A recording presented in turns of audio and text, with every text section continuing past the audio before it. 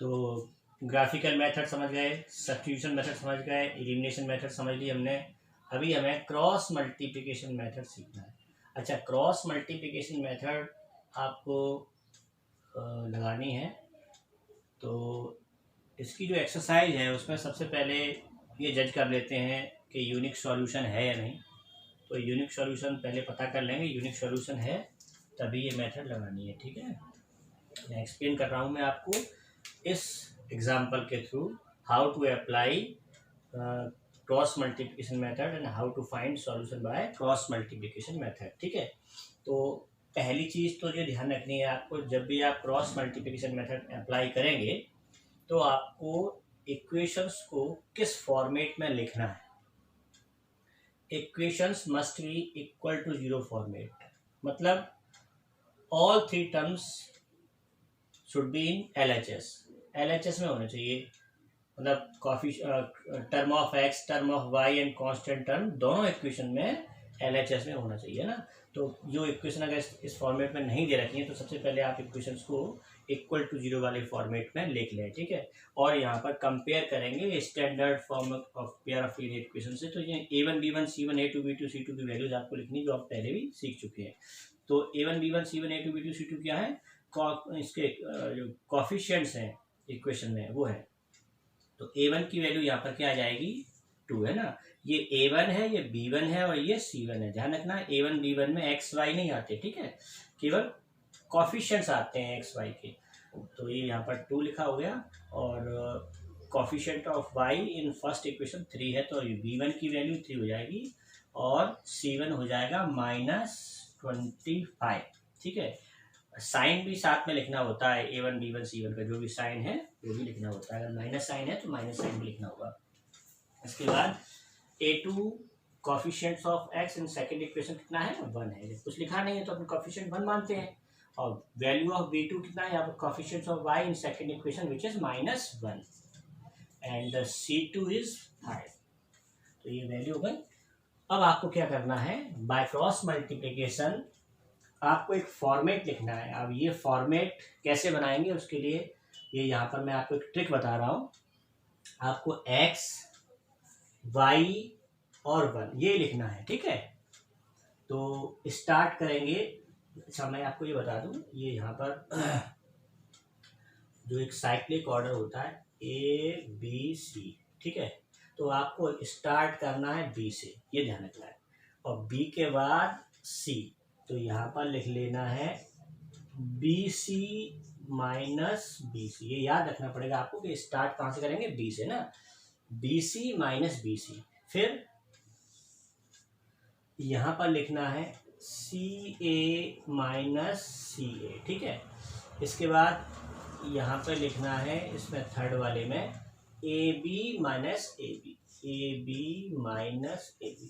याद रखने के लिए मैंने आपको ये बता दिया कि कहाँ से स्टार्ट करेंगे, B से, है ना। BC minus BC, CA minus CA और AB माइनस AB। इतना लिखने के बाद इनके सबस्क्रिप्ट में क्या लगाना है, 1 2 2 1, 1 2 2 1, 1 2 1 2 2 1। ठीक है, तो ये बन गया फॉर्मेट क्रॉस मल्टीप्लिकेशन का। ठीक है, BC minus BC, CA minus CA, AB minus AB, और फिर 12 21 12 21 सभी के सभी स्क्रिप्ट में लगाते चले जाना है। तो ये आपका फॉर्मेट या फॉर्मूला बन जाएगा इस क्रॉस मल्टीप्लिकेशन मेथड का। अब इस मेथड का नाम क्रॉस मल्टीप्लिकेशन क्यों है, आप समझ सकते हैं कि जो इक्वेशंस होती हैं A1x plus B1y plus C1 equal to 0, A2x plus B2y plus C2 equal to 0। तो इन इक्वेशंस में देखो यहाँ पर क्या लिखा है, B1 का C2 से मल्टीप्लाई है, B1 का मल्टीप्लाई C2 से है ना, और फिर B2 का मल्टीप्लाई C1 से। देखो क्रॉस बन रहा है कि बन रहा है, B1 C2 B2 C1, है ना। ऐसे ही देखो C1 A2, C1 का A2 से है और फिर C2 का A1 से है, C2 का A1 से। तो हर एक फ्रैक्शन के डिनोमिनेटर में जो एक्सप्रेशन लिखा हुआ है वो क्रॉस वे में लिखा हुआ है, इसीलिए इस मेथड का नाम क्या है, क्रॉस मल्टीप्लिकेशन मेथड। ठीक है। अब यहाँ क्या करना है आपको, वैल्यूज पुट करनी है जो हमने यहाँ पे लिखी हुई ना, कंपेयर करके स्टैंडर्ड फॉर्म से A1 B1 C1 और A2 B2 C2 की वैल्यूज यहाँ पे पुट कर देंगे, ठीक है। वैल्यूज पुट करेंगे और सिंप्लीफाई करेंगे। B1 की वैल्यू क्या है 3 और C2 वैल्यू ऑफ C2 5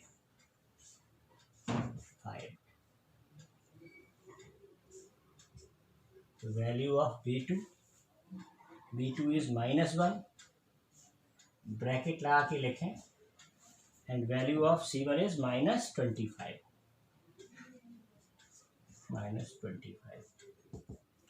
तो y के अपॉन में लिखेंगे C1 A2 C1 इज -25 और A2 है आपका 1, C2 A1 C2 5 है और A1 2 है।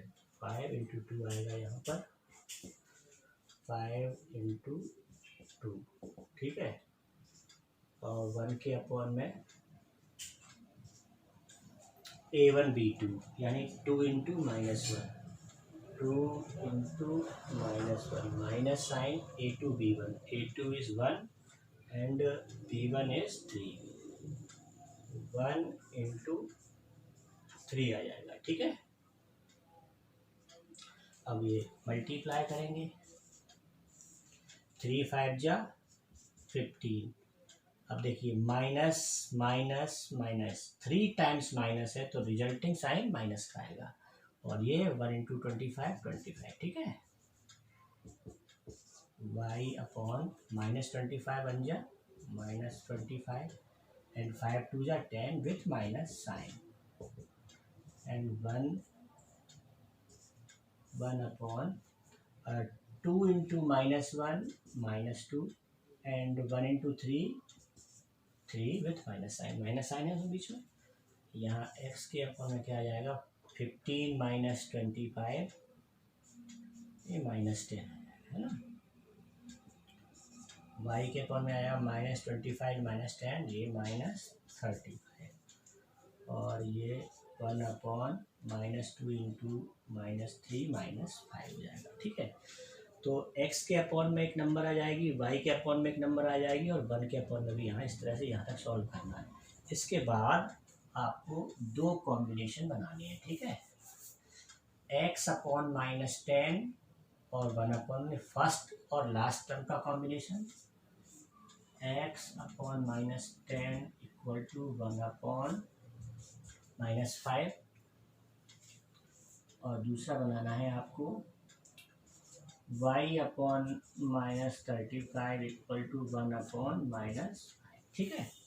आप चाहे तो यहाँ इस स्टेप के बाद अगर किसी पर्टिकुलर नंबर से सारे डिनोमिनेटर्स डिवाइड हो रहे हैं तो डिवाइड भी कर सकते हैं, उसके बाद इस तरह से कंपेयरिंग कर सकते हैं, फर्स्ट का लास्ट से साथ और फिर सेकेंड वाले का लास्ट के साथ, इस तरह से बना सकते हैं। क्रॉस मल्टीप्लाई करें, ठीक है। क्रॉस मल्टीप्लाई करने पर आपको मिल जाएगा -5x इक्वल टू -10 है ना। और फिर जब डिवाइड करेंगे -5 से -10 को तो x equal to -10 upon -5 minus से माइनस साइन कैंसिल होगा और 5 2 जा 10 तो ये x की वैल्यू आपको यहाँ पे 2 मिल जाएगी, ठीक है।